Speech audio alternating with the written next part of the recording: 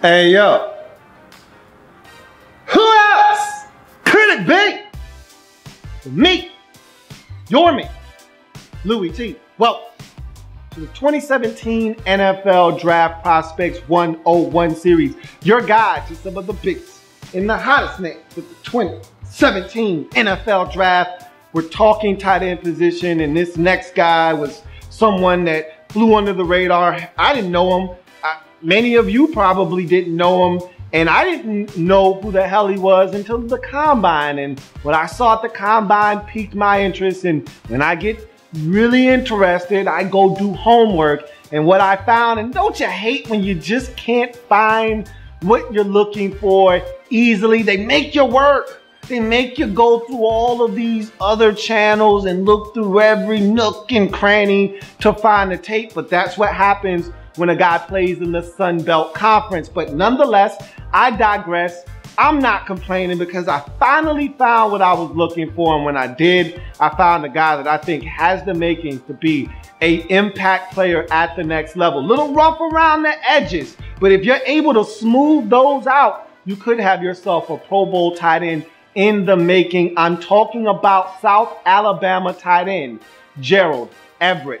This is a guy, ex-basketball player. You know how those guys usually translate at the next level. If he can translate the way, say, Antonio Gates did, we could be talking about a big-time tight end target for some team in the upcoming draft. Let's talk about his pros and why this guy has all of the tools necessary in the tool belt to get it done at the next level.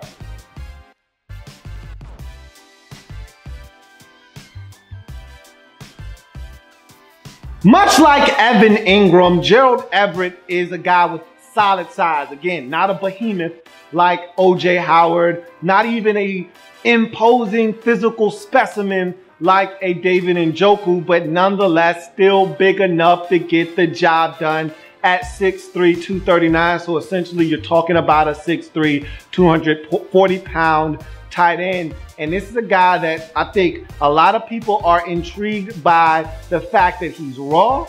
He still doesn't know what he's doing. An ex-basketball player, physical and willing to block. And his size allows him, much like Evan Ingram, like I said before, allows him to compete. And if you can find a way to be strong enough at the point of attack, 6'3", 240, and if he grows anymore, 245, is more than enough to make your presence felt in the run game and as a pass protector. So his size is solid enough for him to get the job done at the next level. You go to his athleticism and his ability to make things happen in the passing game and his speed. And I think that's another one of these separators for him. And I told you, everybody in this draft, even though I think it's hard to separate yourself, everybody has something that's distinct about them that makes them a different option from the rest of the pack. I said, with O.J. Howard, he's the biggest of the group, and he's also the most well-rounded of the tight ends. Can catch it, can pass block, can run block. In any scheme you put him in, anything you ask him to do, he can do it. And he's, oh, by the way, huge and has great hands. With a guy like David Njoku, there's a lot with him that comes with his package, his size. He's a physical guy, very athletic, ex-track guy, so he can run, he can jump. He's a little dynamic out in space.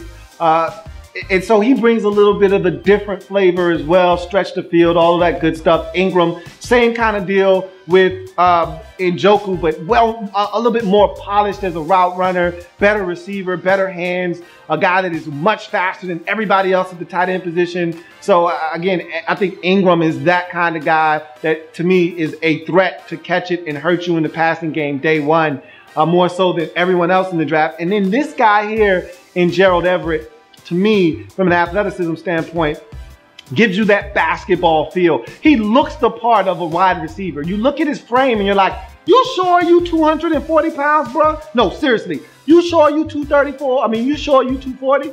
Because he looks the part of a guy that's about 230, a guy that's 225. He's got a very slender build, but don't let that fool you. He's wiry strong, and he is a guy that can get it done at the next level, and his athleticism is on full display. If you turn on the tape, I think that's the one thing that will floor you with this guy, is that he's not the fastest. He's a 4.59, 4.60 guy, and again, that's not slow. Let me reiterate this. That's not slow, okay? If we were talking tight ends last year and I told you a guy ran a 4.6, he would have been the fastest and best thing since sliced bread. It's because we're talking about O.J. Howard, who's 6'6", 251 and running a 4.5. It's because we're talking about David Njoku, who's probably running somewhere in the 4.7, 4.47, 4.49, 4.5 flat range at 6'4", 246. It's because we're talking about Evan Ingram, who's 6'3", 234, and he's running sub 4.5 at 4.42.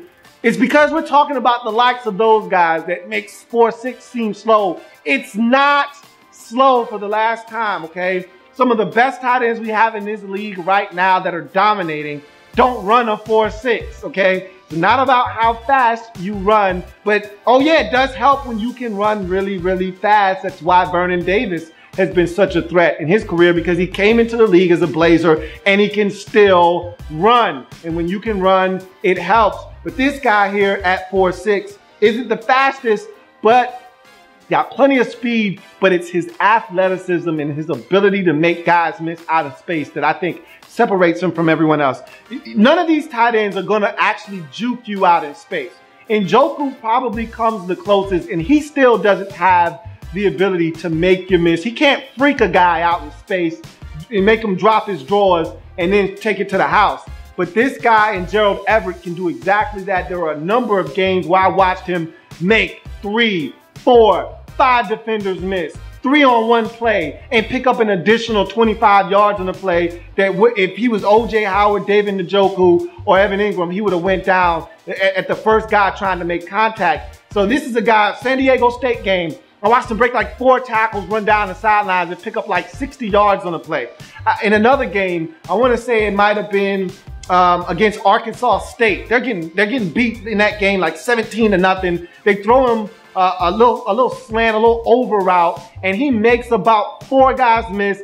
And next thing you know, he picks up a block and he's taking off to the races and picks up like 70 yards and helps set up their only touchdown of the game. So this is a guy that can make guys miss out in space, and you generally don't see that out of a tight end. And so I think that's what really separates him, is his agility and his ability to make guys miss out in space. And that's part of that athleticism I was talking about earlier. So go ahead and lump all of those together. Athleticism, his vertical is 37.5 inches, so he can climb the ladder at 6'3". Again, ex-basketball player, all of this stuff comes into handy. You love the multiple sport athletes because these are the guys that have the hand-eye coordination. You play baseball, I can tell you firsthand, as a baseball player, that definitely helped me as a wide receiver, okay? You track the football a lot better when you are used to tracking it out in the outfield. It just makes it that much easier.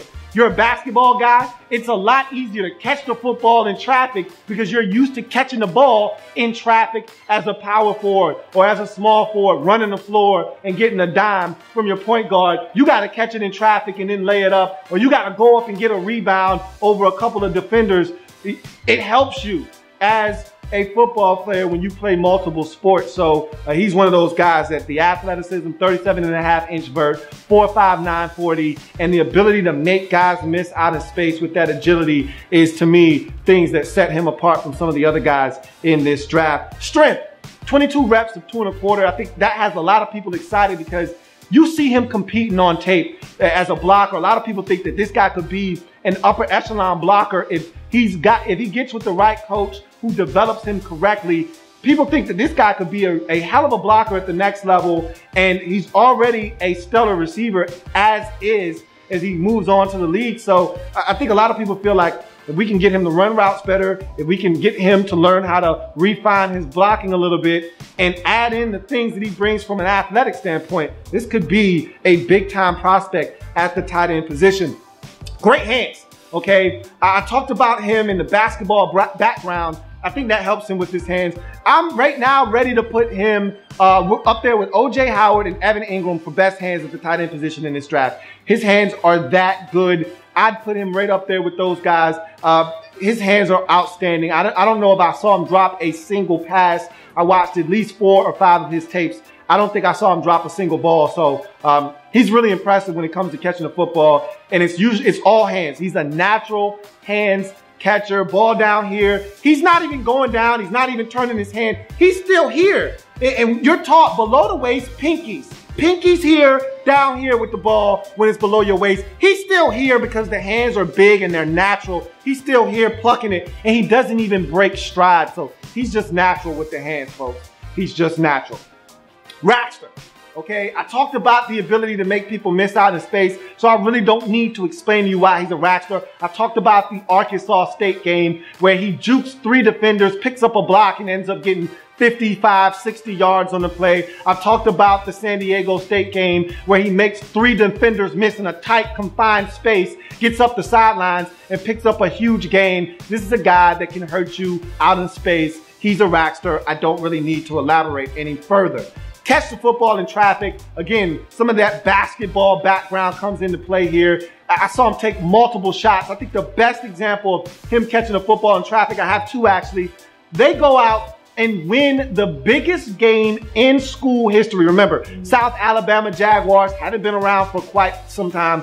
They're a relatively new program, and so they don't have many big wins under their belt, but they go on the road and play a major school in Mississippi State SEC contest. You're expecting them. They were like 30-point underdogs in that game. They were down 17-0 at the halftime break. They storm back. They take the lead on a Gerald Everett touchdown. It proved to be the game winner.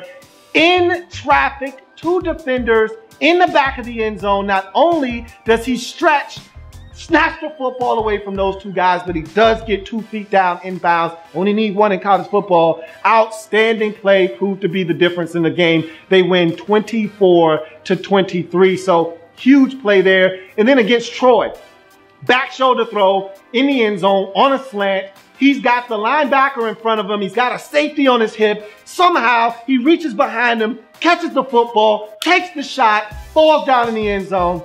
Touchdown.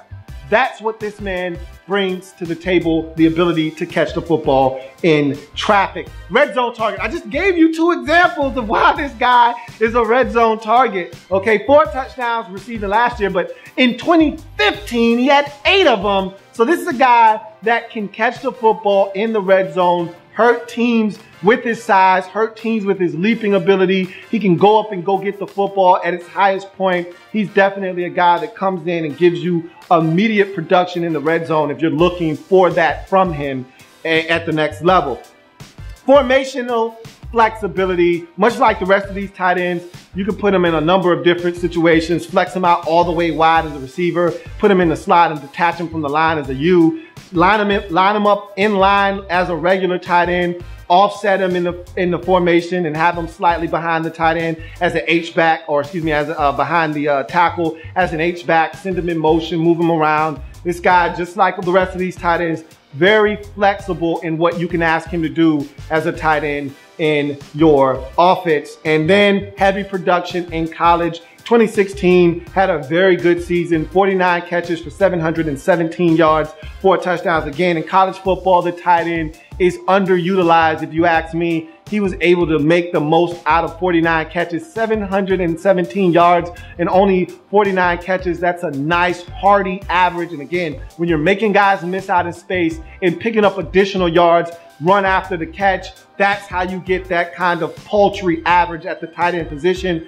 And only 4 touchdowns this year, but 2015, 8 of those bad boys, 8 of them things. And again, once teams understand who you are and what you bring to the table, they're going to do their best to try to take you away. And so that's probably more along the lines of what happened to him in 2016 from a touchdown standpoint. You get in the red zone and teams are like, hey, where's number 12? We're going to put 2 guys on him. Let's not let him hurt us. We're going to make somebody else beat us. So the production from a touchdown standpoint went down, but yardage was up. Catches were up, and this guy was up, and that's why we're talking about him now on this breakdown. Speaking of which, let's go ahead and switch gears though and talk about why Gerald Everett is going to have to work at some things at the next level. And again, he's raw, so we'll talk about that and more with his cons.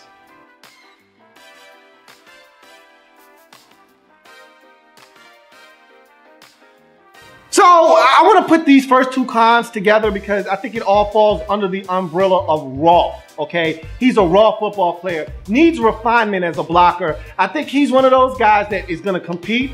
I think he's strong enough at the point of attack. I think people are excited about what this guy brings to the table as a blocker, but I saw a guy that is raw, that doesn't understand angles, that doesn't understand that he needs to have a wider base, that doesn't understand I need to do my work early with these defensive ends and these blitzing safeties. I need to get to this spot sooner, or take this angle, or do this, or do that at this time to make this play work.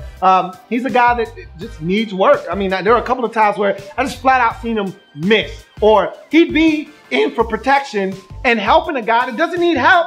All the while, there's a blitzing safety coming from the opposite side, untouched, and he's just over here, and in the last minute, he realizes, oh shit, I should be over there, shouldn't I? Too late, now your quarterback's sacked. And it's just little things like that where you need to get him identifying where the most imminent threat is coming from. Just little things like that, that if he cleans these things up, he'll be much better off. He'll be a better blocker, and I think he'll be more of a well-rounded football player. So these are things that I think he can clean up at the next level, along with route running ability. He is a terrible route runner right now. I saw a steady diet of seam routes where it was sloppily done, but it was a seam route. They don't have to be the greatest if it's a seam route, but he didn't put a lot of effort into his routes. They were rounded off. They were really sloppy. They didn't have any precision to them. There wasn't a lot of, hey, 12 back to 10. As a receiver, that shit matters. Depth matters.